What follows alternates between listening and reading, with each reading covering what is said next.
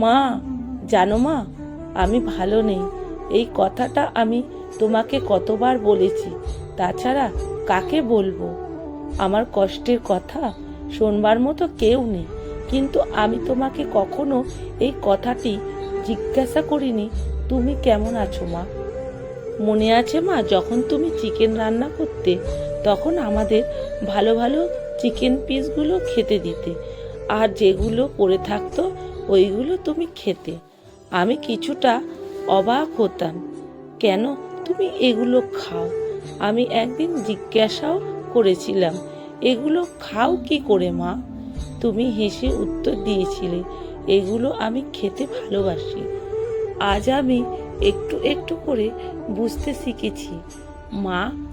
মনে আছে মা, যখন আমি রাগ করে খেতাম না, আমাকে তুমি কতবার খেতে ডাকতে।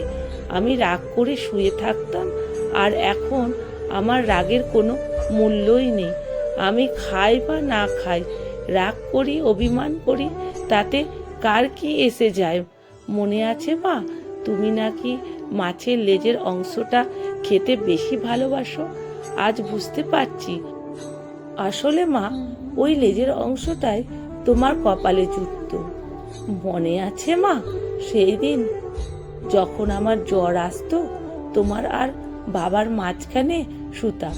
তুমি আর বাবা সারা রাত মাথায় হাত বুলিয়ে দিতে, আর আজ মাথায় হাত বুলোনো তো দূরের কথা, মাথায় হাত দিয়ে কতটা জ্বর আসছে সেটা তোমার মতন করে দেখার কেউ নেই।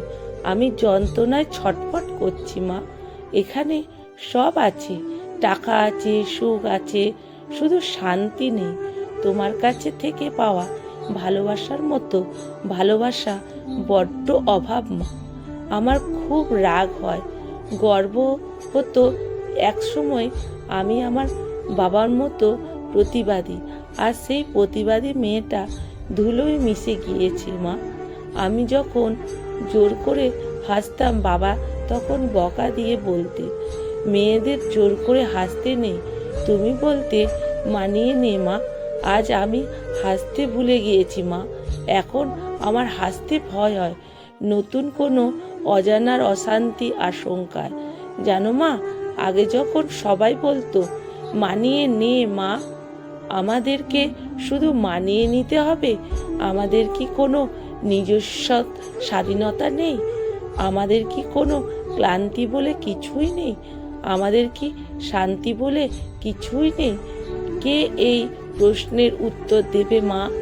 জানো মা, মনে হয় কোথাও গিয়ে চিৎকার করে কান্না করি, বুকের ভিতরটা হালকা করার জন্য। মা, আমি কান্না করতে ভুলে গেছি। আমার ভিতরে শুধু হাহাকার করে, একটু সম্মান আর একটু ভালোবাসা পাবার হাহাকার। মা, আমি ভালো নেই মা, আমি ভালো নেই।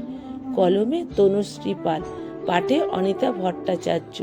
ভিডিওটা যদি ভালো লেগে থাকে বন্ধুরা, প্রচুর প্রচুর শেয়ার করবেন। আমার প্রণাম ও ভালোবাসা তোমাদের জন্য রইল।